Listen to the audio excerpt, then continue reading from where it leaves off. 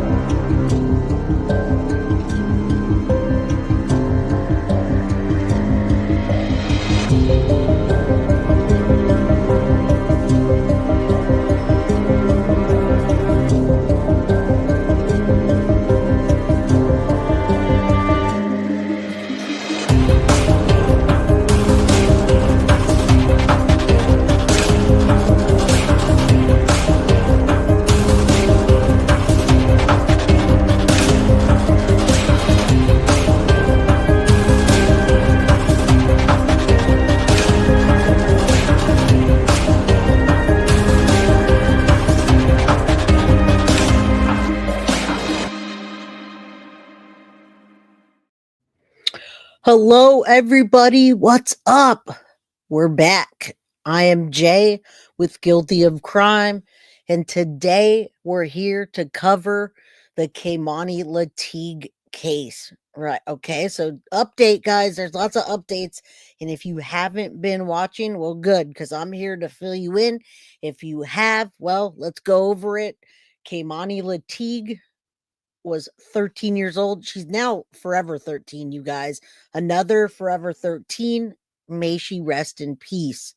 Same as Madeline Soto, everybody. Forever 13. Now, I'm just going to start off real quick. Keimani's birthday was Friday, March 28th, 2025. She would have been 14. Her favorite color was red. All right. So she at 13 years old, went missing in Toledo, Ohio on March 18th. Nobody was called. Nothing happened until the very next day. Now, the father, Darnell Jones, was arrested. You guys saw all the chaos. He got shot. He recovered. He's now confessed, which I'm going to show you. He's in court. They've indicted him. The house burnt down this last weekend. All right, so there's a lot going on in this case. Toledo, Ohio, March 18, 2025. Keimani goes missing March 24th. 2025, she's found in an abandoned house on Miami Street in East Toledo. Now, the cause of death was multiple deep cuts to her neck. They ruled it a homicide. They were right. She was almost decapitated and her hands were missing. Now, her dad, Darnell Jones, he confessed, guys. He confessed. Now, there's a lot swirling around in this case. Lots with the grandma, the family, and that's why I'm going to direct you. If you want to fill in more, I tag Shanitra Speaks. If we get to any of that today, cool. If we don't, we're going to go to the Emily Pike case after this. All right. So you guys do me a favor, hit that like button. If you're new here, subscribe. If you don't have a membership and you can get one, get one. What's up, Clark? Good to see you, my friend. Remember, members only is on Monday. Indie Isham. All the mods, thank you for being here. Tiff, Foxy, I'm sure Carly will be here soon. Hopefully we see Synth rolling through. Yeah, everybody should be here today. What's up to the whole crew? Yeah, we got a double whammy today, guys. Emily Pike needs attention. There's an update in her case as well, although there's a lot swirling in that case as well, guys. So welcome everybody. Welcome, everybody. Today, we're back, Guilty of Crime, and there's so much going on in Guilty of Crime as we grow, right? I do want to remind you all that we have the link on the page for the missing and exploited children. We want donations to go to them directly. I'd prefer not to do a buy me a coffee and then have to do it. I'd rather go right to the missing and exploited children. I'll show that to you later on today. If the mods, you can drop that in the chat. Now, if you didn't get a notification, it's because I had my channel scheduled. I have it all scheduled for next week, all the way up until today. So every day, 4 p.m., guys, Pacific Standard Time, 7 p.m. Eastern. So welcome, everybody. Good to see you guys. Happy Friday, everyone. How you guys doing? Yeah. Donate to John Wall. She's a G. I have that link on my page, and I'd love for people to, especially when we get the big crowds. Now, the big crowds usually come with the Madeline Soto case, which I always have new updates, but I do need to cover other cases. And boy, do I love covering other cases. I feel so good to be able to meet new people, bring in other communities, and just spread the word about these victims that no longer have a choice and they can't speak. All right. Welcome, Wolfpack. Good to see you, my friend. Oh, it's so nice to see you. Ode Marie. I don't know how to say that, but good to see you as well. Deanna, Sadie's mama, Clark, all you guys. Yay! That's my favorite day of the week, guys, Friday. So welcome. I'll let everyone roll in before they come in and say, hey, what happened? What did I miss? Because it's right away just updates, and then we're going to hit it hard. All right? Because we got 2 shows tonight. So what's up, Deborah? Frank, my guy, Frankie Shaw, good to see you. Kissamy in the house. How you guys doing, my friends? Everybody, good to see you all. Belgium's in the house. What's up? Yeah, you guys meander on in, hit that like button. What you can do to support the channel is just hit that like button and then share with your friends and your communities. All right. So thank you, everyone. Yeah, take a purple dragon in. Hello, everybody. Yeah, we got 2 shows tonight. We got Keimani Latigue, and then we're going to go back to back and roll straight into Emily Pike. Now, if you didn't get a notification, it's because I scheduled my show for several days out. So just know I'm always at 4 o'clock, Monday through Friday, special occasions on the weekend. What's up, Jax and Rachel, Selena? Marilyn's been a member for 7 months. Thank you for supporting the channel. And Monday, it's a members only. So you're going to want to get your membership. Cynthia, good to see you. Good to see you. Yeah, they need to be longer. Well, we're doing 2 today, all right? We're doing 2 today, so let's get to it. Jay, my hair used to be as black as yours. I would dye it blue, black. It was yeah, my hair is black. And I haven't decided if I'm going to go back to the blonde this weekend or not. We'll see. We'll see what happens, all right? So NCMEC is a great organization. I got to learn some of the amazing work they do at CrimeCon. I will donate once I see the link. Well, thank you. I will do that. It is on my page. And at the end, I will show you. I will guide you. If you guys can also do that, the mods I have, it's called missingkids.org/home. Hold on. I don't know why. I'm getting a spam call right now, but it's missing. Hold on. I'm just going to do this real quick. I'm going to go ahead and drop it in chat. And then at the end, I'll bring it up, guys. So there we go. I'm going to pin it up there as we get started. missingkids.org/home. That's what we want to see donations go to. All right, guys. And those are all write-offs for you. Anybody that donates, you guys own a business, own a house, own a kid, it's all write-off. So you guys can feel good about giving your donations to an organization that needs it, as well as, help the taxes. So it's great when you donate direct. All right, guys. So let's get into it. There's about 100 people in here. I hope that it gets bigger. We really want Keimani Latigue's story to be out there. It's really brutal, you guys. It's brutal, and it needs attention. It needs that attention that Madeline Soto has. May she rest in peace. All right, so you guys know last Saturday morning a fire destroyed that home. There's a lot of speculation about it, guys. A lot of speculation. So let's hit this and we'll talk. Setting because they jeopardize other people's lives. The latest chapter in the story of the murder of a 13-year-old Toledo girl. The home on Miami Street in Toledo, where police say Keimani Latigue was murdered by her father, destroyed in an early morning fire. The home then demolished, as what was left of the home was still smoldering. Good evening to you. Thanks for joining us tonight. I am Josh Krupp. We're told the call for this fire came in around 6:45 this morning. From the start, firefighters fought the flames from the outside, deciding not to enter the home. Crews let the fire burn it down. This is, of course, at 1101 Miami Street on the east side.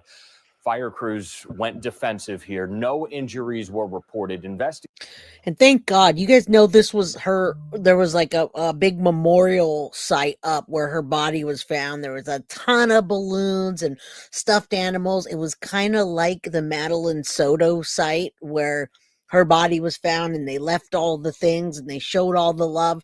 Well, guys, let's do all the things and show all the love while these children are alive. How about that? How about we start, make ourselves accountable every day to make our life and the people that touch it every day a little bit better. Yes, let's do true crime. Let's be a voice, but let's do good things while people are alive and see something, say something, do something like Thomas Karras, you guys. So I'm really passionate about these children and all of the cases that I cover, and I want to follow them through to help the family if I can. Good example, Rebecca Michello. We try to get Corey Michello's grandma on here once a month to get things off her mind, help her in any way that we can. And we love her. We love Rebecca. She's our family here. Brianna as well. So you guys, yes, we're going to hear about Darnell Ogletree Jones today and about his background. All right. So strap in. We've got a couple episodes. Let's keep our children safe again. And let's show the love while they're alive, guys, while they're alive. All right. Now, I have a lot of footage of the house being burned down live, but we have a limited time today because we have another show. So we'll see what we can get to.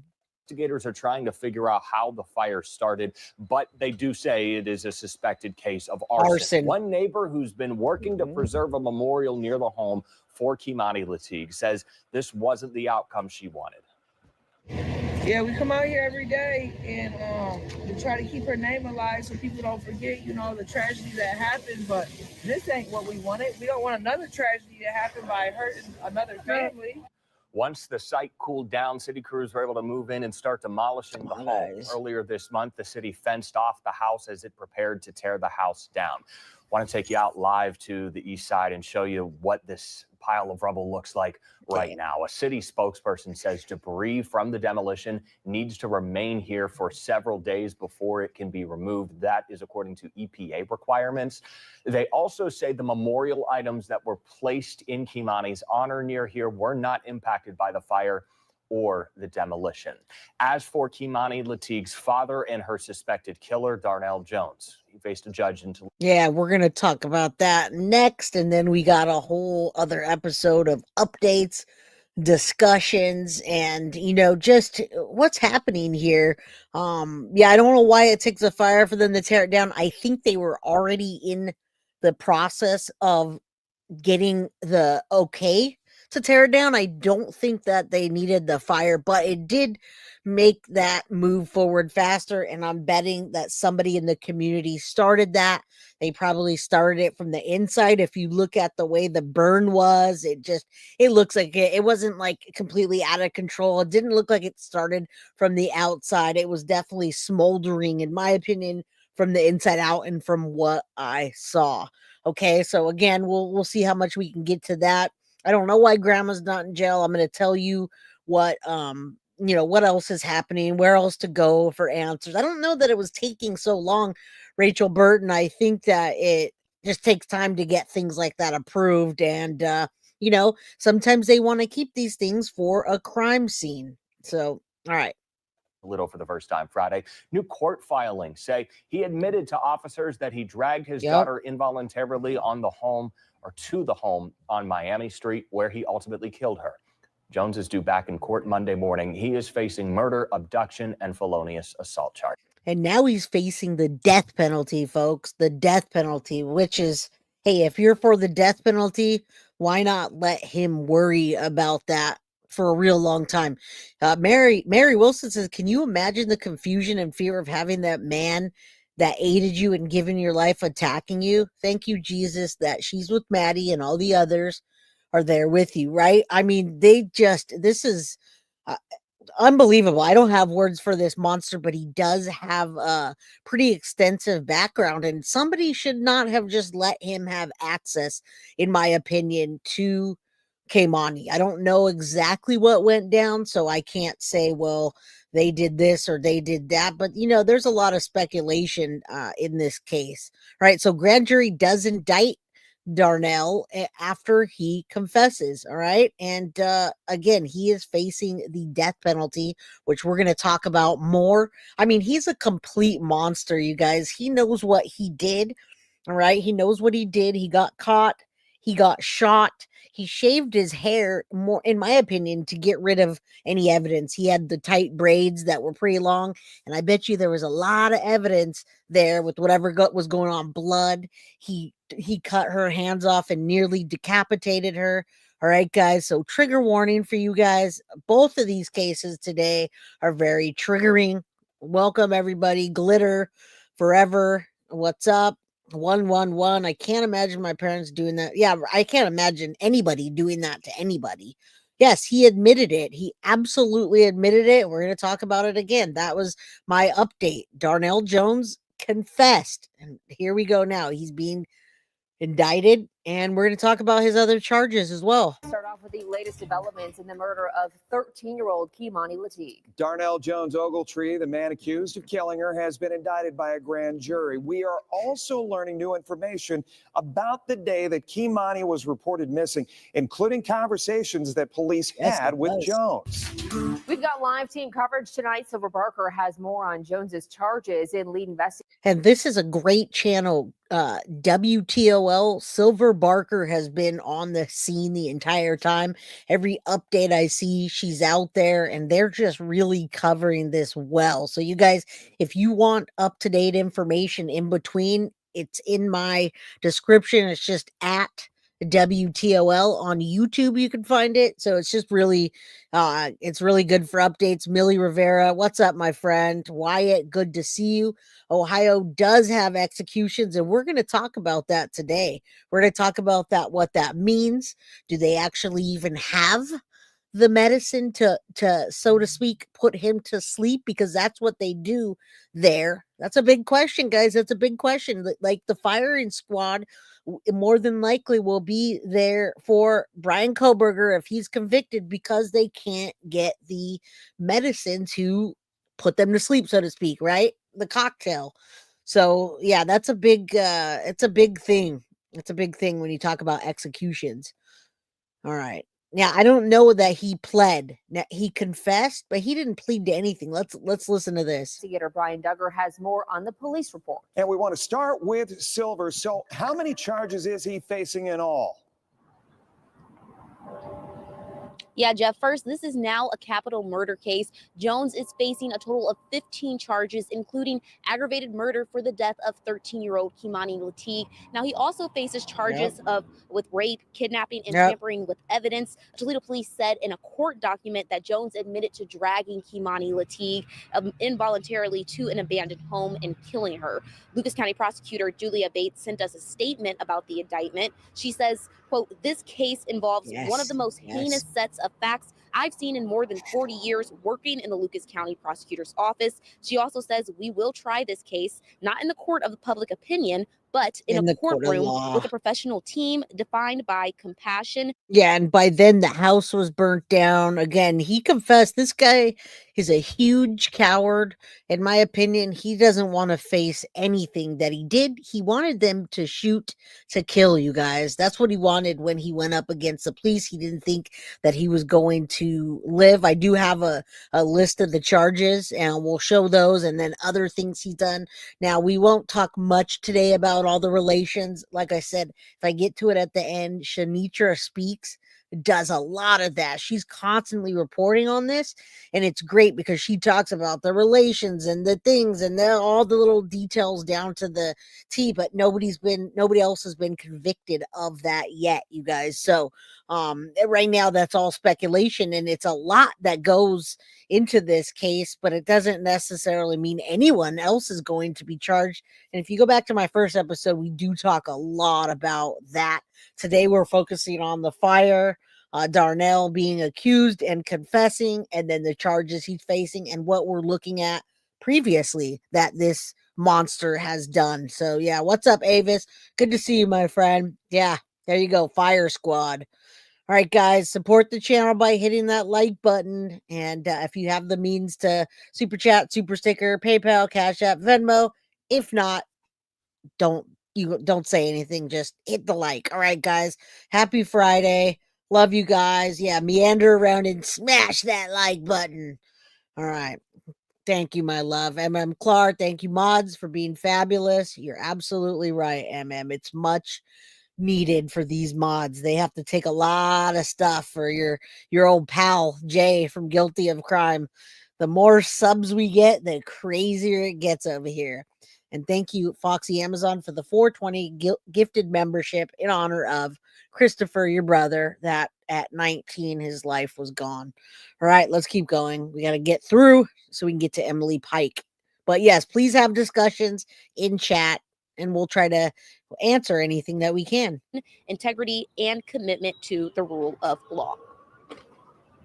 Now, Jones is now eligible for the death penalty, as this is a capital crime. However, we did reach out to Bates regarding if she would seek the death penalty. However, we have not got that answered yet. We'll continue to keep you guys updated as we learn more. Reporting live in downtown Toledo, Silver Barker, WTOL 11. So we now know that Keimani Latigue's father has been indicted in the rape and murder of the 13-year-old girl. But our 11 Investigates team is finding out even more information about the day that she disappeared. Lead investigator Brian Duggar joining us as our team coverage continues. Brian? No. Report this morning that indicates Keimani's father, Darnell Jones, was at the house when police arrived to investigate her disappearance. And he told police Keimani called him and asked him to come over because people were trying to break into her Elm Street home. And Darnell told police he stayed with her until 12:30 in the morning and then he left. Now, Keimani's grandmother, Dorothy. That is, what a monster, right? What a monster to do that to your own daughter. And then not only that, but the other stuff that he did to her, the graping. I mean, this is just, I would imagine so. I mean, they haven't said anything about that, but there's no excuse for anything like that. He knew that is premeditated when you lure someone over and you bait them, and who knows what else he told her to get her over there. Beautiful, right, Wyatt? Beautiful little girl that was his little girl, and what he did to her is unspeakable. I mean, it's terrible, you guys. It's terrible. I don't like that either, but it says a lot about him doing what he did. And yeah, we're going to talk about him facing the death penalty. He arrived home at 9:30 in the morning. She told police she noticed several unusual things. The door was not locked. She found Keimani's glasses and house keys inside, and all 4 stovetop eyes and the oven were turned on. And also very concerning for Dorothy was the discovery of Keimani's underwear and pajama bottoms in the dining room. This was not a location where the girl would change, Dorothy told police. Now, we know from court documents that Jones told police he killed Keimani in the Miami Street home where her body was found, but we don't know where police believe she was sexually assaulted. Could that clothing be an indication it was done inside her home? It is one of several questions we still can't answer. Reporting in studios, it's Brian Duggar for 11 Investigates. And we will continue to cover any new information about this case as it emerges, both on air and online, right now on WT. And what I love about Keimani, every time I see a picture of her, she just looks like she's glowing. She's so beautiful. I love, love, love, love that she was into sports and she didn't dress like, they're not victim blaming and saying, oh, she was fast. I hate that. I hate that, you guys, about Emily Pike. And I hate that. Now, there's a lot of other cases, but also Naziah and Emily, there's so much victim blaming in one single statement about them. When you just hear Emily ran away, or Naziah, people calling her fast because the monster that took her life was doing that to her, and she didn't realize the difference between no and yes. I mean, he was grooming her for a long time, and so yeah. But I love that there's no victim blaming. She's just downright, I believe, just a beautiful little girl trying to better herself. And I just love that. I love her spirit in these pictures. And I wish I would have met her Man, it's just so sad, you guys. Yeah, the grandmother, were definitely looking into that. Trust me. She did look so sweet. Everybody said nothing but good things about her. And yes, and I'm here not to do the drama and finger pointing. We know Darnell did it. Thank you, spread love, not hate. That is exactly what I'm here for today. And that's why I direct you to other channels that covered the case and maybe know relatives or know deeper than I do, because I don't want to be doing this. I want to focus on the people or person that's responsible for this that we know right now. So thank you for spread the love, not hate, to say that. All right. Oh man, there's so many things about this mother. Her mother was not active. She only saw her here and there to play video games.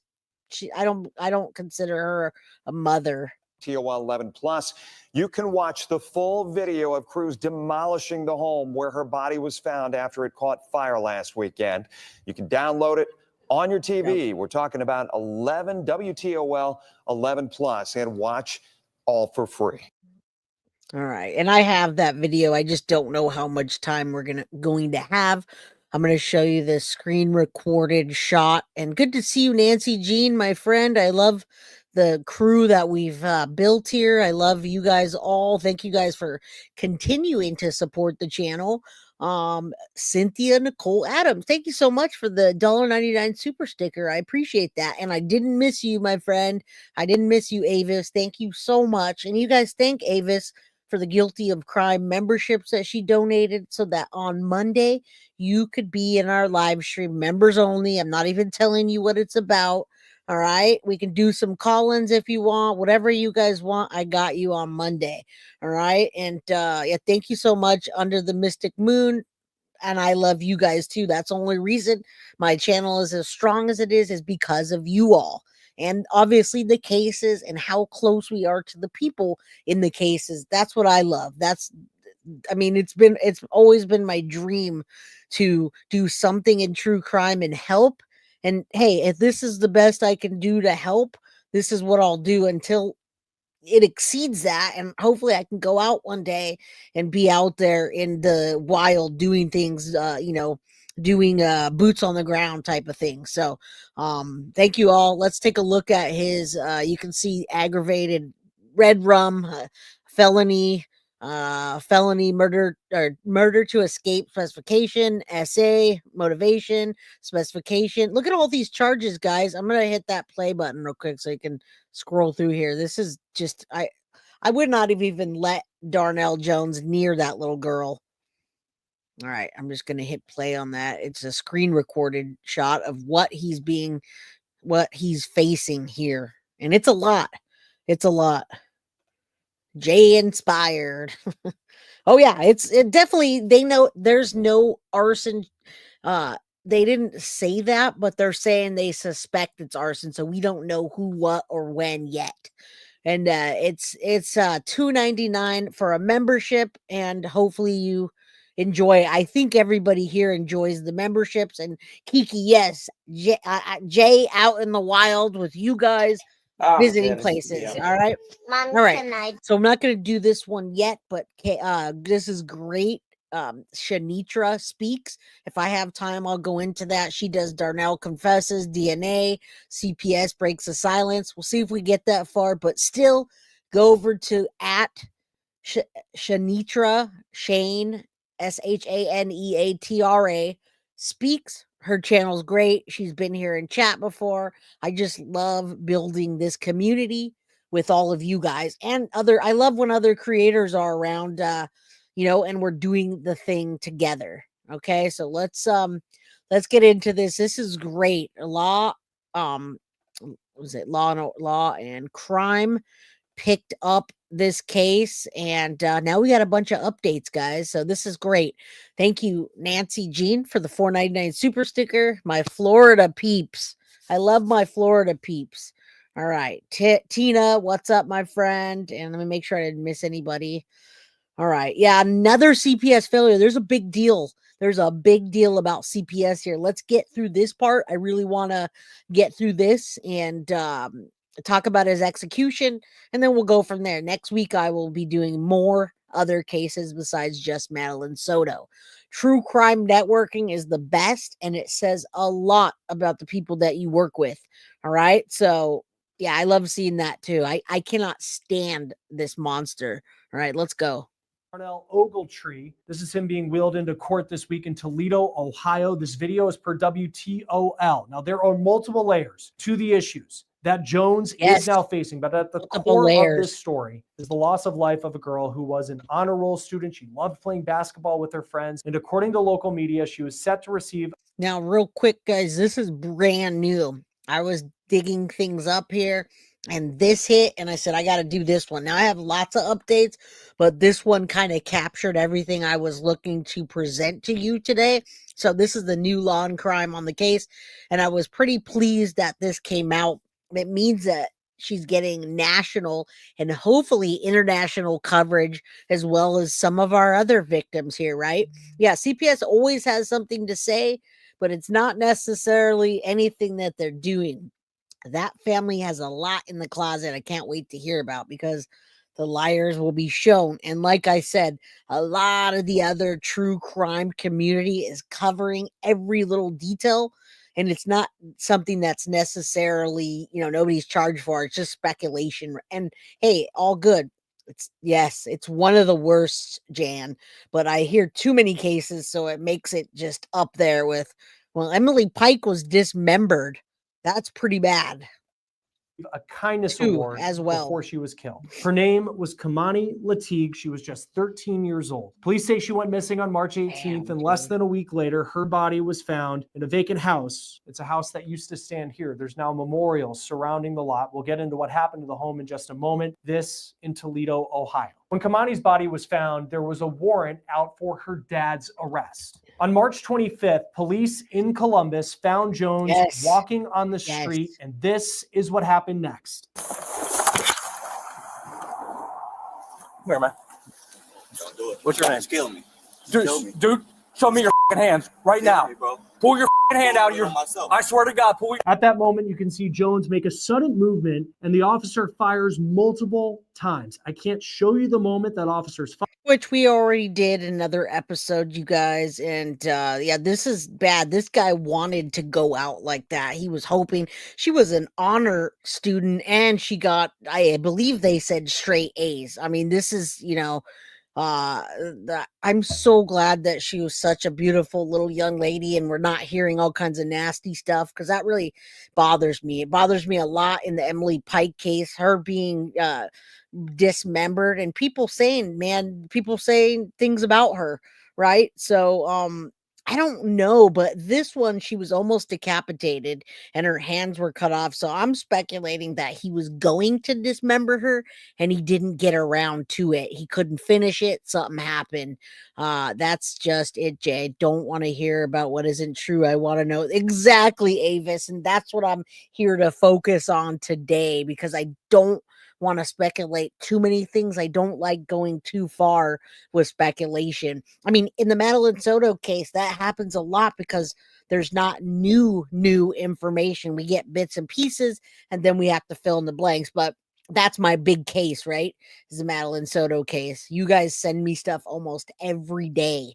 And yeah, I think he was removing her hands and arms to get rid of DNA. I do think he was going to try to dismember her. And I've heard many people that try to dismember people. Like I listen to a lot of murderers talking.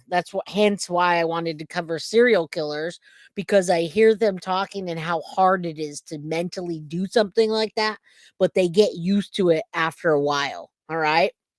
So let's keep going. Fired because of the rules here on YouTube. You also might have heard what sounds like Jones saying, quote, "Just kill me," as the officer pulls his weapon to confront him on the street. So let's pick up the video here as officers now search Jones, who is on the ground and wounded, but still alive. Shots fired. Shots fired. Pass in a second. Get medic, Don't move. Don't move. All right, suspect down. All you guys are okay. Don't move. He's got 33 right there. 33 in his hands. No, it's a walkie-talkie, but there are 33s right here. Don't you move or you're going to get shot, okay? All right. Got it. Yep. That's him. Somebody get on the main air. Get us a medic. I'm working on it. If you look closely at the video, you can see You the see gun it? that Jones allegedly pulled. Yep, right there, guys. A lot of people didn't realize that he actually had a GUN on him. I don't want this to get demonetized because I want it to get into the algorithm, but you can see it on the ground now. I believe he wanted to do what he wanted to do. We're watching Keimani Latigue update. Darnell Jones, the father or alleged father, has now confessed. House burnt down and he is shot by the cops. That's what we're watching. So we're getting through to the new information is what it is. All right.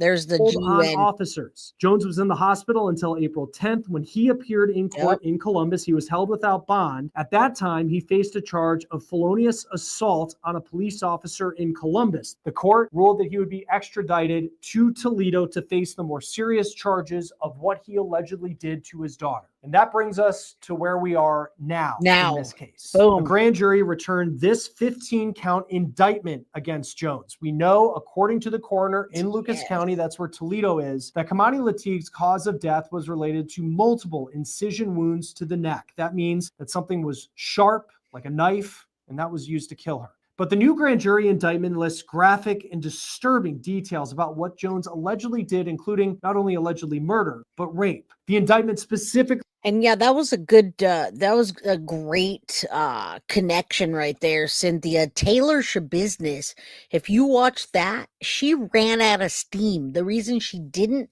finish dismembering Shad Therion is because she got tired. Now, she was on an upper high with different kinds of substances, but Taylor Shabusiness actually said, I didn't dismember him all the way because I got tired. All right. So, I mean, I didn't even think of that until you said that, but I just had a feeling this guy got tired and didn't do that. Tell me he doesn't deserve to be sent to Salvador, demons to hell. Well, look at this. Look at what he's facing, and he's facing the death penalty, which I believe he deserves. Says that If he Jones did this, allegedly right? committed the offense with a sexual motivation, and it lists him Damn, as a man. sexually violent predator. The grand jury also says that Jones allegedly tortured or cruelly abused his daughter, and that Jones allegedly treated a human corpse in a way that would, quote, outrage reasonable community sensibilities. I want to take a moment to talk about one of the sponsors of On the Case, Thrive Market. If you're like me, you care about what you put into your body, but finding comfort of your own home, plus their records allege that Jones did remove his daughter without the consent of her guardian, reportedly her grandmother, from her home. The document also says that when police spoke with Jones, he gave inconsistent statements about where he went with his daughter. And this is not Jones' first interaction with the legal system. We were able to pull records that go back to 2011 when Jones was arrested for arson for allegedly lighting a commercial building on fire. Then in 2015, he was arrested for carrying a gun after being convicted of the 2011 felony arson. And a witness said he had fired a gun outside a house in Toledo. Then in 2017, we found that he was arrested for felony assault, where police say Jones smashed an alternator into a man's face and sent him to the hospital where he had to receive 20 stitches. What Then a in good guy. 2022, he was arrested again for carrying a weapon while having been a convicted felon. And the most disturbing charges, though, those are the ones that he's accused of in the case where he allegedly murdered his. How can you do that to anybody? But how could you do that to your own daughter there, right? I'm pointing the wrong way because I got my camera backwards. How could you do that to that little girl? I mean, when he looks in her eyes, she's part of him. And they're saying that was the motivation, was what he did to her. The whole graping thing was his motivation. So it makes me wonder if he's done this to her before. I don't doubt that he's done this to other children. I think he's probably a pedo, right? But I wonder if he's done this to her before and nobody just didn't do anything. They didn't do anything. Exactly. Yeah, heartbreaking. Very pretty and just a good girl from what everybody says. She was focused on school and sports. his daughter. I want to show you this video that we just shot of where the vacant home once stood, where Keimani Latigue's body was found in Toledo.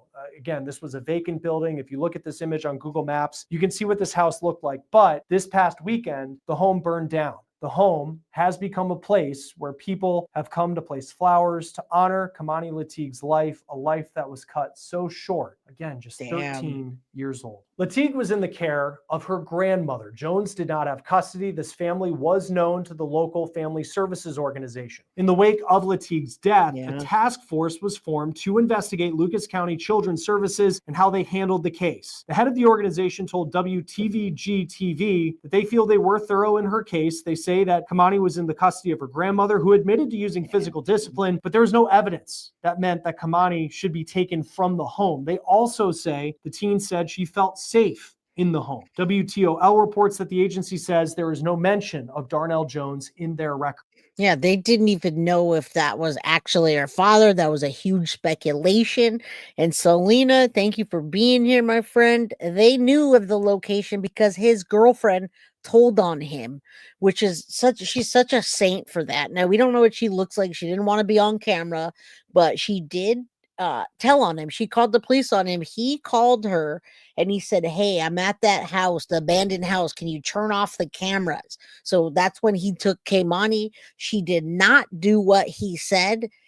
Later, Keimani went missing, and his girlfriend told the police that he was in the house and he wanted the cameras turned off. They went there and they found her body, you guys. So thankfully to that, to his girlfriend for doing that. Yeah, she really was beautiful. And she literally had a glow about her in all the pictures. What's up, Melissa? Marvelous. Good to see you. The grandma wouldn't even take her granddaughter to get glasses. Her teacher had to. Yeah, there's a lot of reports. Teachers talk, CPS. There's a lot going on in this case. All right, let's keep going. Joining us now is prosecutor and former Deputy Attorney General for the state of Ohio, Mark Weaver. Thank you, sir, for taking the time to be with us on what is such a difficult story. We have this 15-count indictment returned by a grand jury. What should we take away from what the grand jury put forward in this case against Darnell Jones? This is Lucas County, Ohio, where Toledo is. We don't see a lot of death penalty cases coming out of Lucas County. This will be a death penalty case unless it gets reduced in some sort of plea agreement. So this will move forward as a death penalty case. I've worked on numerous of them, both death penalty cases, both as Deputy Attorney General and then as a prosecutor. Definitely death penalty. Much more difficult case to bring. Every bit of due process you can imagine is built into it. All of the work of the prosecutor has to be exacting and painstaking to make sure everything is done correctly. So I imagine that the Lucas County prosecutor will put their very best people on this. And when you look at a 15-count indictment, and it's horrific what this man is accused of doing to his own daughter, what is the difference between a grand jury putting forth an indictment and then where the process there you go, goes guys. Here, where eventually, if Darnell Jones is convicted, the difference between that grand jury phase and then the trial jury phase?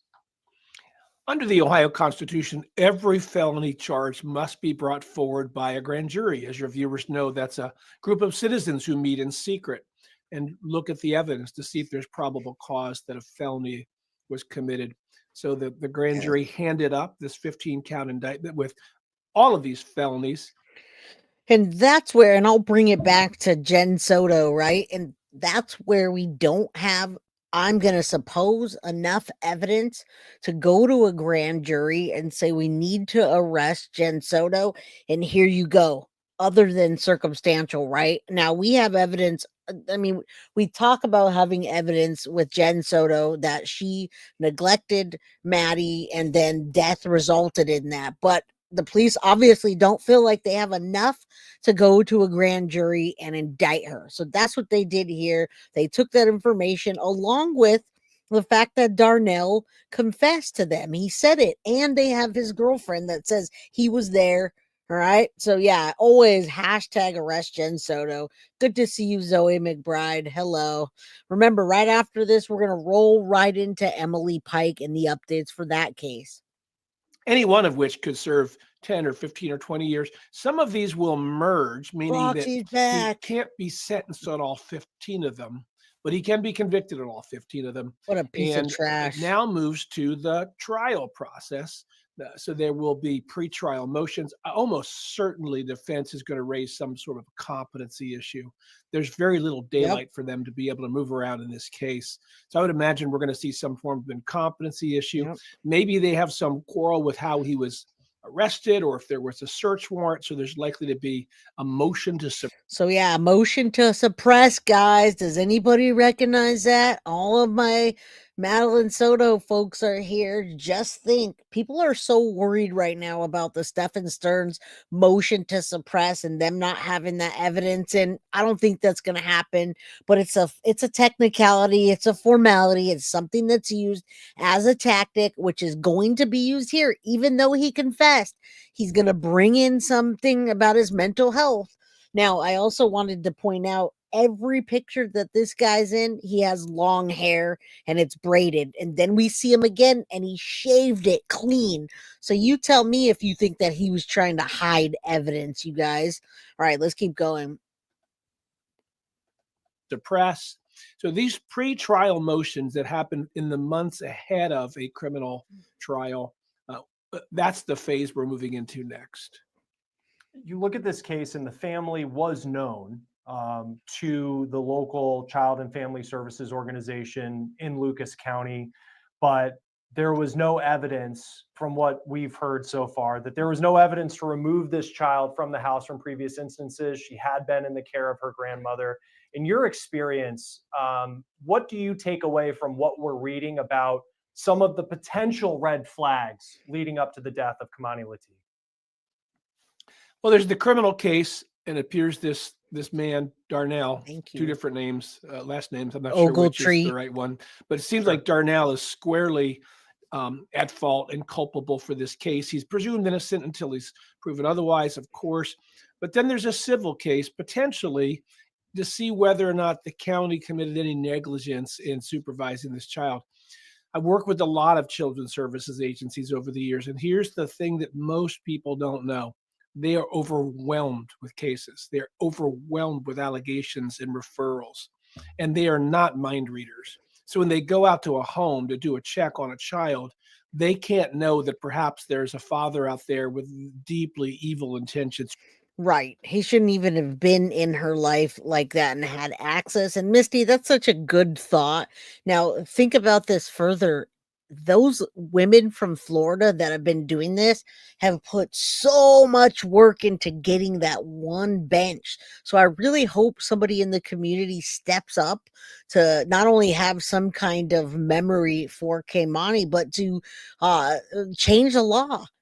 Make laws, make a Keimani's law, whatever's missing there. I don't know right now exactly what they need to put into place. I got to hear more about Ohio and what their laws are, but I know CPS failed her, and they talk about that. They don't say I failed her, but there's a lot of talk about that. And yeah, he's not a father, definitely a sperm donor only, but that's what we're calling him in the case. It makes him more culpable, and it makes it even a worse case that he is her dad. Who's going to show up one day and do the sort of crimes that this man has been charged with. And so it's a high standard to sue the county to say that they're somehow responsible, but we see it often in cases like this. And you look and I just think of your time as a deputy attorney general, and you see some of the challenges in the state of Ohio. And we've heard, stories of child and family services organizations, how overwhelmed they are. And sometimes it seems we only hear about them in cases where people are like, why didn't you do more in that situation? But in these cases, I mean, typically, what is the bar? And I know your experience is more from the prosecutor's side, but what is the bar to remove a child from a home? Well, and ironically, in Ohio, the prosecutor's office is the statutory counsel for the Children's Services Agency. So when they get sued, the prosecutor defends. That's not true in every case, but it is in Ohio. That's how it works. You have to be able to show that the people who were supposed to be monitoring this child, the people who work at the Children's Services Agency, had some reason to know that this was possible or even likely, and that they ignored that. It's a pretty high standard. It can't just be that they weren't careful and didn't check every box. It has to be something that would suggest that they were well outside what we expect from our children's service workers. And if that's true, then the county can be sued for money damages, and that case would be brought by the family of the dead child. Going back to talking about the death penalty and the possibility of that being the fate of Darnell Jones, if he is indeed found guilty of what police are alleging, what does the process look like where someone commits murder? It's awful. But if they were to commit murder at the level of what we're reading in this grand jury indictment and what police are saying he did, how does it get to that bar where the state decides that this is a case where life in prison is not good enough if someone's found guilty? So in most states, certainly in Ohio, we have murder charges and then we have aggravated murder charges. So murder is your actions killed somebody. Yeah, there's definitely going to be a bunch of aggravating circumstances here, you guys. There's a lot. And yeah, we're definitely a lot of people are looking very close at the grandma. I have another clip. People say that they did have a relationship, that grandma possibly was sleeping with her dad. I don't know.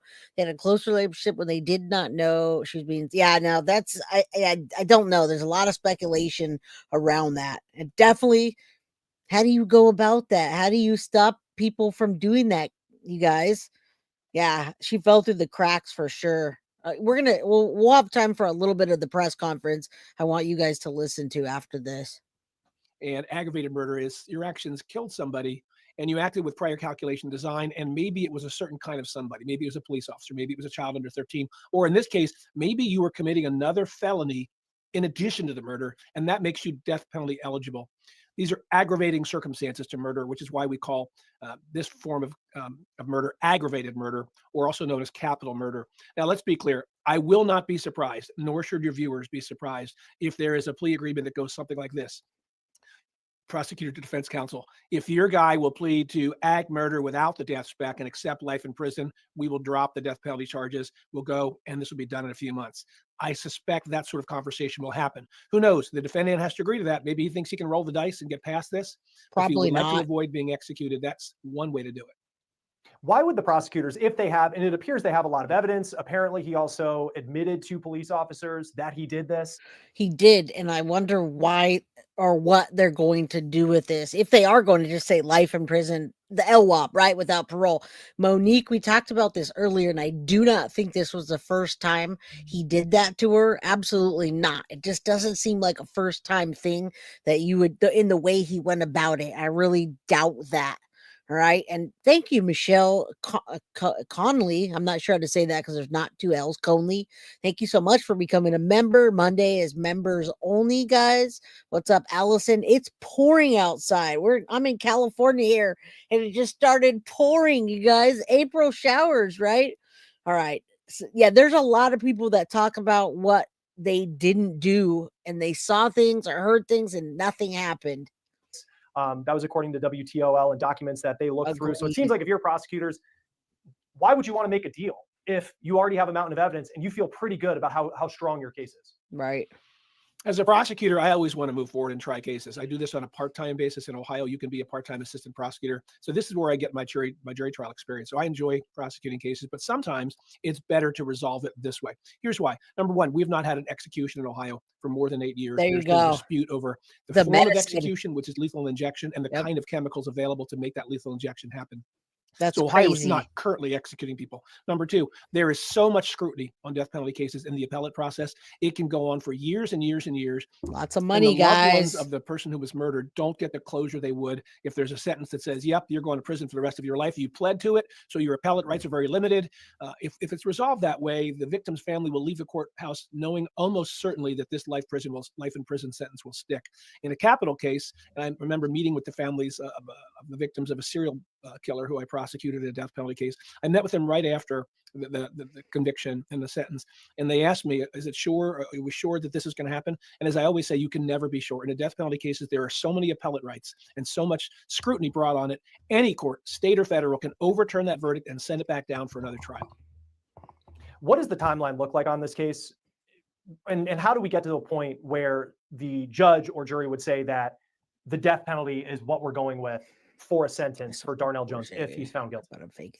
So from the date of the indictment, a defendant has to be brought to trial within Interesting. 270 days in order to guarantee his speedy trial rights. If the defendant is in jail awaiting trial, every 1 day counts as 3. So it's essentially 90 days to bring it.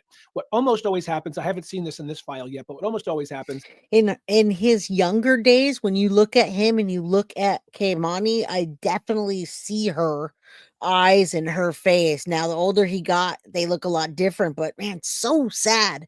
How can you look in your daughter's eyes or your child's eyes and see that? And welcome, everybody. Welcome, you guys that are just rolling in. We're talking about Kei'Mani Latigue today. In about 20 minutes, we're going to roll over into the Emily Pike case, you guys. So you guys can go back and watch that if you'd like, the beginning of it. the defense waives that speedy trial right, so they have time to look at the evidence. Or if they file Yes, motions, they do. it tolls or pauses the speedy trial clock. So in theory, it's supposed to happen in 90 days. Almost never does it happen in 90 days because of those pausing events that I just told you about, either voluntarily pausing or filing a motion that causes them to pause. During this time, the defense counsel will be looking at all the evidence that the prosecutors and police have amassed, looking for some hole in the case. As I mentioned, probably filing a competency motion or filing a motion to suppress, trying to find some way to get their guy out of what appears to be a pretty strong trash case. Yeah, and I think too that it's not the only case that he's facing, because when he was arrested, he allegedly pulled a gun on police, and police had to shoot well, we him. saw it. We have right? the body cam video of that. So he's facing felonious assault on a police officer in Franklin County, Ohio. How does it work where he has a lot of layers to his legal case in Lucas County, but then you also have a very serious case in Ohio as well, in Columbus, Ohio? Yeah, Franklin County was where Columbus is. That case has been dismissed for now. It can be brought again. Oh, wow. They dismissed it in Franklin County to allow for the extradition of this defendant back to Lucas County, where his real problems are. I wish I could tell you that people who commit felonious assault on police officers in Franklin County go to prison. Yeah, they just dropped that, guys. They didn't even do anything with that case, which is crazy, of him pulling out a GUN on him. Everybody, what's up, guys? I think we are going to have time for some of the Shanitra speak. So great. This part, I really wanted to talk about Darnell and what he did, what he's facing, what's going on with him. So good. We're going to be able to get through most of this for long periods of time, but they typically don't. And so I'm sure that the Lucas County prosecutors were happy to have the case essentially dismissed in Franklin. It could be brought again, but his real problem is in Lucas County. I wouldn't expect that you'll see anything in Franklin County unless something goes sideways in Lucas. If for some reason there was a procedural defect and that case gets dismissed, then you would see Franklin County, hopefully, depending on that prosecutor's ethos, bringing a strong case for that felonious assault charge against the police officers in Columbus.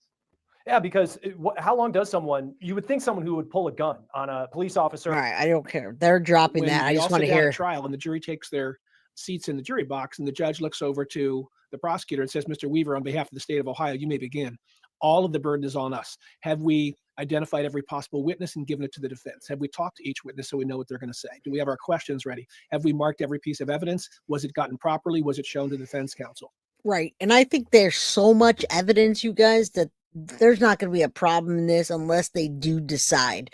Ava says, my thoughts would be the fire would destroy more evidence. I don't think that's going to be too much of a problem. You're right. I'm sure it's going to destroy some, but they had plenty of time to collect evidence, get Keimani's body, and whatever else they needed to do. All right. Zoe, don't be sorry. You're new to this case. I'm glad you're new to this case. I mean, what we're talking about today is a little girl that's forever 13. Kei'Mani Latigue, 13-year-old, Toledo, Ohio, went missing on March 18th of this year, and they found her body on March 24th in an abandoned house, the one that got burnt down. All right. And they found deep cuts to her neck, ruling it a homicide, and then her hands were missing. And later, they find out it was her dad. So that's pretty much where we are. There's a lot of twists and turns in this case. I'm going to give you some of those right now with this video here. I really admire Shanitra and how she puts these things together and gets the information. So this is some of what CPS talks about, and they're talking about grandma. The important aspects of that timeline with you now. All right.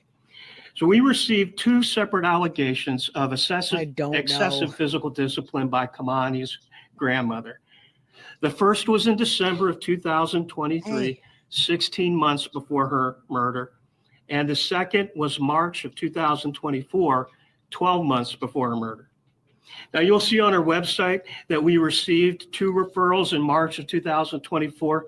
It's important to understand that those 2 referrals were made within hours of each other, and they related to the same event. So there were not 3 separate investigations. There were just 2, one in December of 2023, one in March 2024.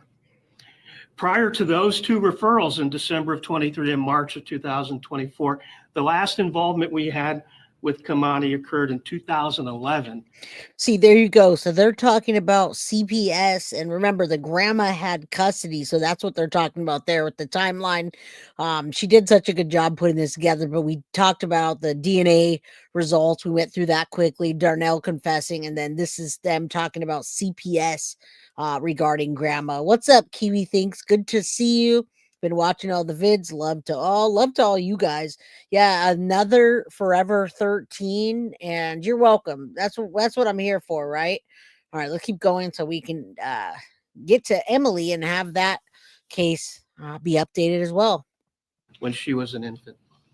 When she was an infant, they made a report, guys. Further, at no point in our involvement with Kmani was there any mention of Darnell Jones by anyone in the family, by anyone involved with the family, or by anyone associated with the schools. That's crazy, man. Again, as I said, both investigations alleged that grandmother had used excessive physical discipline. Those investigations were initiated on the very same day that we received the calls. Both investigations involved reviewing the family record, including identified family members, speaking directly with the persons who made the reports, a physical inspection of the home and the living conditions, speaking with the child alone, speaking with collateral sources. These are people who know the family but don't live in the home, doing background checks, application of state-mandated family assessment and safety assessment tools. All right. And see, we're listening to all this, and this guy's telling us everything that happened, yet nothing happened. And now we're talking about it after the fact. Rebecca Michelo, thank you for coming here. I appreciate you. Thank you for being part of the Crime Crew family. We were talking about you earlier, and about you and Corey and the cases, and now we update. So you guys, thank you for being here. When Rebecca comes back on next month, we're going to have another letter to Christopher Greger. I'm sure it's going to be a not so nice one. All right. Yeah. Don't believe everything you read on that, but good to see you, Rebecca. Happy Friday to you. I hope you're doing okay today. Yeah, you're welcome, Gigi. Absolutely. We got to cover all the cases, as many as we can. And then sending letters to the mandated reporters when our investigation was complete. In both investigations, both Kmani and her grandmother stated that the household consisted of just them. Neither mentioned Darnell Jones, neither identified him as the father of the child, and neither said that he was a support for the child or the father. And again, none of the referral sources nor the collateral sources we spoke with ever mentioned a father nor mentioned Darnell Jones. No record exists which establishes paternity of Kmani. Now, we're listening to all this, but guys, the grandma definitely is questionable. We talked to the neighbor, and thank you, Tiff, for talking to the neighbor. I didn't get a chance to record her answers, and she didn't want to be on, frankly. She didn't want her face to be shown. But grandma and auntie now are stepping up and wanting to fight and have, had who's going to have her body, who's going to bury her. But when she was alive, auntie was feeding her, throwing her to the wolves and locking her out and saying, go figure out what you're going to do while I'm at work. That's not my problem. And then grandma didn't even call anybody or do anything until the next day. If you got this little 13-year-old missing and she doesn't come home at night, you're going to wait until the next day at noon to be like, oh, she was missing. No, that's a 13-year-old. They don't stay out all night. So yes, the grandma is absolutely on everybody's radar. And in episode number 1 of this, I did capture the interview with the grandma and auntie. All right. So yes, grandma's definitely in the spotlight. Very sus. I just am not focusing on her today. That's a lot of the family drama, and nothing is, nothing's solid yet. So yeah, the family, it's another case of that, guys. It's another case of that. Man. Not with Darnell Jones, nor with any other person. There was, back in 2011, a alleged father who was excluded by genetic testing. Subsequent to that, though, there's been no efforts that we can discover to identify a father of Kemani. Yeah, I'm sure. At the conclusion of both those comprehensive investigations, a team decision was made where it was determined that it would be inappropriate to ask the juvenile court to remove Kemani from her current caregiver. That team decision was made by the supervisor, the caseworker in consultation with those documents and tools that I indicated. I think it's important to understand that almost no decision here at Lucas County Children's. Yeah, I mean, this is another case of that, you guys. This is what he's talking about here. Nothing solidified, however, about that. This is another family sick cover-up. This is the same thing that happened with in the Madeline Soto case that's happening right now. Stephen Stearns is behind bars, but what about the rest of the people that didn't say anything? What about Jen Soto that should have been watching her? She'd never been taken away from Jen. They didn't even look into her when she called poison control. So it's another case of Madeline Soto, right? They're all these little girls. They all need justice, and it's all the same. They look different, but they're all the same. All right. The grandma works nights. She didn't know until the next day that what she was. But here's the thing, Sugarfoot. She was responsible for Keimani. So why didn't she call? Who was watching Keimani that night? That's what I want to know. I don't think that's an excuse. Even when I work, I'm still making sure that Reese has the proper care, that somebody's watching her. Reese is 10. This little girl was 13. I don't just say, oh, I'm working, so I don't know what they're doing. No. So I'm not saying that towards you. I'm saying she doesn't get my freebie pass on, oh, I was working, so I didn't call sooner. No, you make sure that your child's being taken care of. You make sure that she freaking got home. You make sure that you talked to an adult that made sure that she was home and fed and all that. You don't just say, oh, yeah, sorry, I was at work. That is not an excuse for me. So I don't give her a freebie pass. Nothing against you. I just don't. It's just not. I don't have that. I can't. All right, let's keep going. Let's go a little further than this. Let's see what else we got in here. I didn't get to watch this whole thing, but Are required and completed. For example, we're talking under about certain CPS right circumstances, now. we're required by law to respond within 1 hour. What starts that clock is that call to our child abuse hotline. So what happened here, buddy? The teacher from Benadventure that has mentioned calling in.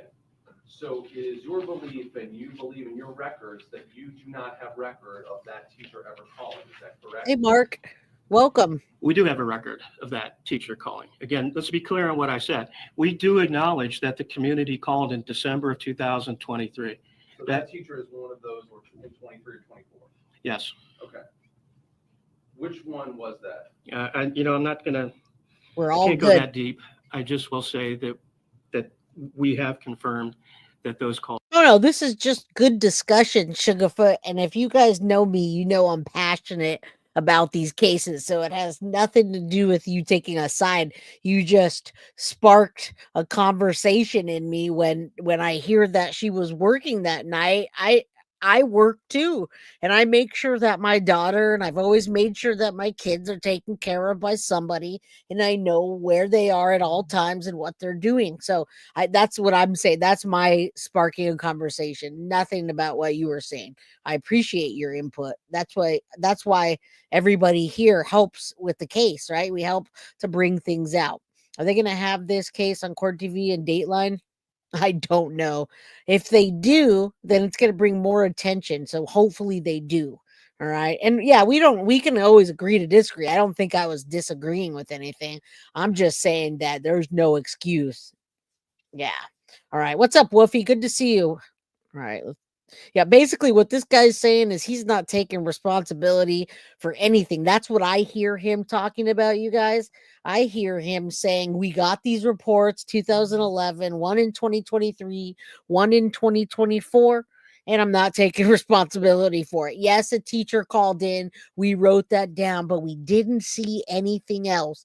That's what I'm hearing is a bunch of excuses from everybody. Yeah, justice for the girls, justice for the children, justice for Corey Mitchell. Corey was in New Jersey, and they called Brianna and whoever else called over 100 times, and yet Corey was still failed. He still got his life taken. So justice for girls, boys, all the children.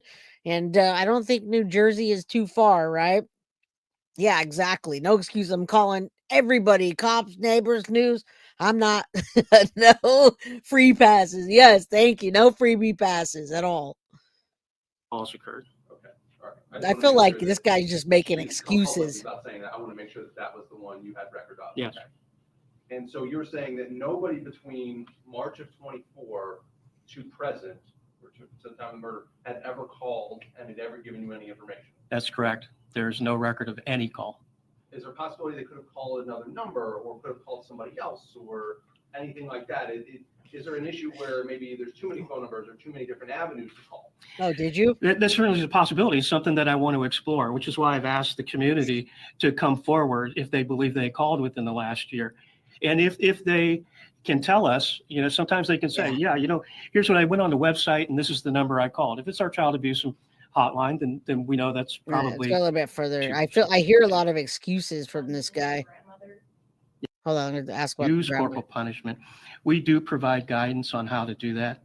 And we would say Ireland, what's if you have up? to do that, use an open hand on a non-sensitive area. Don't leave marks.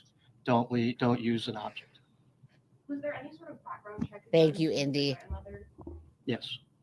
Was there anything that raised any flags based off of her criminal history? There were not. If dad was part, if it ever had surfaced that conversation, or if he had come up, would that have made your work any different? Would the caseworker have handled it any differently if dad's listed or mentioned? Yeah, absolutely. If there's a father that's identified, we have to talk with all the principals in the case. So the identified can be two ways. One, established feel like as he's the father in the case, and we have a record of that. Or the child can identify. I definitely feel like it's just a ton of excuses. Excuse after excuse after excuse, right? All right, let's see the video of Keimani's 11th birthday, and then we'll wrap up and get to the Emily Pike case, you guys. I have a lot more work to do in this case. There's so much, but I figure, a good hour and 15 minutes, and then over to Emily to give everybody coverage. Here you go. Let's go. Don't get your All right. We just gonna kick it off with a happy birthday, and then we can go on. Okay. Happy birthday to you. Happy birthday. Oh, baby, man. Happy birthday, dear Kmani. Happy birthday to you. How old are you? 11. How old are you? 11. Good. 11.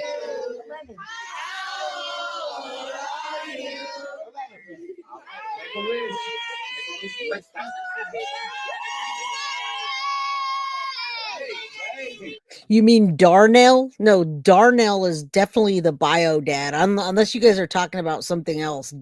Darnell, as far as we know right now, is absolutely the biological dad.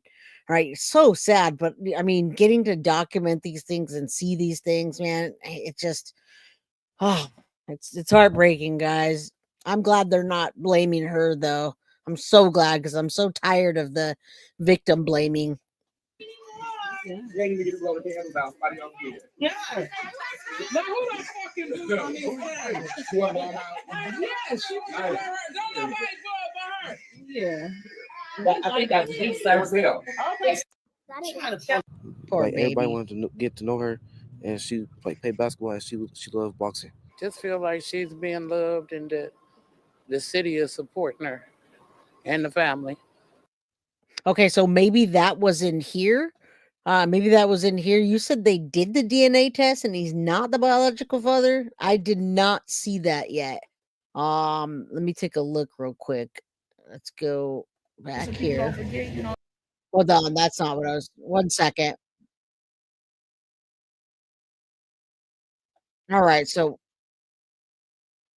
I definitely I definitely did not hear that about the DNA test. Well, that's it. Okay, I'm gonna have to look into that. I did not know they keep referring to him as her father and her biological father. So yes, the guy doing the press conference. Okay, I did not hear that. Something else caught my attention. I saw the DNA results, and so I guess they're gonna have to. It's gonna be a whole other thing. And I wonder why they didn't bring that up in court. So, okay, guys, I guess that's the case. Then we'll have to do an update on that. Again, another update, of course, because we didn't even really scratch the surface. I had not heard anything like that. I didn't hear him right now say that, but now I'm gonna go on that. I'm gonna take that level now and look at him not being and what's gonna happen with that. Look at those people. Were they what? Where were they? Yeah, I didn't hear that. I didn't even hear him just say that now because I got distracted. So, Tiff, who said he's not the dad? She said that he just said that in the press conference. So that's what I'm getting mixed up is him being the father and then them calling him one so-called stepdad. DNA saves the day. You called that too. All right. Yeah. We got to definitely it was a different guy tested. See, he's the dad. No, he's not DNA. So I'll have to really confirm that. Even the CPS guy though is bothering me. So let me see DNA results for Darnell Jones. I had not seen that he was not Keimani Latigue, Darnell Jones, DNA results, CPS. All right, we'll have to look back into that. That's a good other episode, you guys. All right, so we're going to do this right now. I have another episode coming, but I do want to show you my page and I want you to see where to go and what to do to donate. So, if you look at let's go to my page real quick. You guys stay here because we're going to roll into the next episode of Emily Pike, and I would love for you guys to be there. All right, so you go onto my page here, and you can always just go right onto my page. I have a ton of links on here, right? And the last link is donate missing exploited children. I only had a certain space. So it goes to missingkids.org, all right? And I'm going to show you where it goes. Yeah, the CPS dude was just making excuses, in my opinion. I didn't like that at all, but something we got to listen to. All right, so missing kids, this is what I want you guys to do, and I'll get the mods to start dropping those links. We want to donate to missing and exploited children. You can go here. There's a donate button on that page. It's right up there. So instead of sometimes you guys want to donate to the mods or you want to donate to me, go ahead and redirect that when you feel like it and go donate to the missing and exploited children. All right, because that's who we want to give our donations to. I'm certainly going to do that, and I'm sure other people will too. Foxy Amazon says donate directly to John Walsh and yeah, you could drop those links. Yeah, I prefer a one-on-one you guys donation directly to it so we know. Definitely a beautiful person. All right. So let me read a couple more comments and then we're going to roll over to the next case. I can give you a link if you'd like. But for her birthday, she was surrounded by family. Why didn't they protect her? Same with Maddie, surrounded by so much family, and nobody protected these angels. And I guess that's a John Walsh thing. I didn't realize that was a John Walsh thing, Foxy Amazon. Yeah, JC Dugard Foundation works with NCMEC. There's a lot of places to donate to. And I say if you're going to donate to gifted memberships, take that money and go donate there and let us know about it so we can go over there and do that too. And we can get people to do that. Those sweets look fantastic. All right. Keimani's birthday was, it happened. It just happened again, March 28th. All right. So her birthday, she would have been 14. She never made it to that. And now let me drop the link for you guys. We're going to go over and hopefully you guys join me along with other people. We have Emily Pike, you guys. Emily Pike. This is a big deal. This story is going to get wild, I believe. So go over the links down there. It's going to roll you guys over. Let's go and report on Emily Pike. I'm a little bit late, but y'all are with me. All right. So National Center for Missing and Exploited Children, missingkids.org. All right. All right, guys, I'll see you in the next one. If you're not coming, do me a favor, hit the like button and share this with your community and friends. All right. And somebody email me, guiltyofcrimebyj@gmail.com. I want to see the donate the DNA, or I'll go back and take a look at what the guy says, but I want more evidence on that. Right? Love you guys, and I'm going to roll over to the next episode. Guilty of crime. I want to thank you for watching. If you enjoyed my content, please share this video, like, and subscribe. You can also follow me over at Facebook, Instagram, TikTok, X, or Gmail. If you'd like to donate to my channel, you can use Cash App or Venmo or PayPal. Thank you very much in advance. Guilty of crime. Are you guilty of crime?